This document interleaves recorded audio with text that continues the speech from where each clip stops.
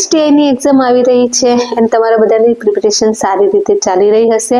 તો આજનો વિડીયો એવા સ્ટુડન્ટ માટે છે કે જેમને બંધારણમાં કંઈ જ પ્રિપેરેશન કરી નથી, એમની પાસે કોઈ નોટ્સ નથી, કોઈ મટીરિયલ નથી, એમને ખબર પણ નથી કે ક્યાંથી એક્ઝામની પ્રિપેરેશન કરવાની છે બંધારણ માટે. તો આજનો વિડીયો એવા સ્ટુડન્ટ માટે છે. વિડીયોમાં જોડાઈ રહો.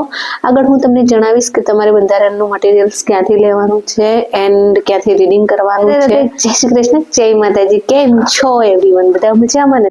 તો તમારી પ્રિપેરેશન કેવી ચાલી રહી છે જરૂર જણાવજો.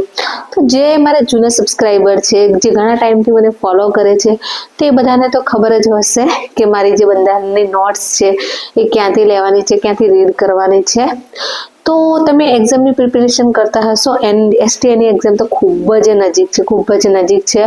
તો ઘણા બધા એવા પણ સ્ટુડન્ટ હશે કે જેમની પાસે બંધારણની કોઈ નોટ્સ નહીં હોય, કોઈ મટીરિયલ નહીં હોય, અમુકને એ પણ ખબર નહીં હોય કે ક્યાંથી પ્રિપેરેશન કરવું, કઈ રીતે IMP વસ્તુ છે કે બંધારણમાં જે IMP છે એ કઈ રીતે કરવું. તો આજે હું તમને એ વિશે જણાવીશ. તો સૌથી પહેલા ચલો મારી વાત કરું તો મેં 3 એક્ઝામ મારી ક્લિયર કરેલી છે, પ્રિલિમ્સ એન્ડ મેન્સ પણ લખેલી છે.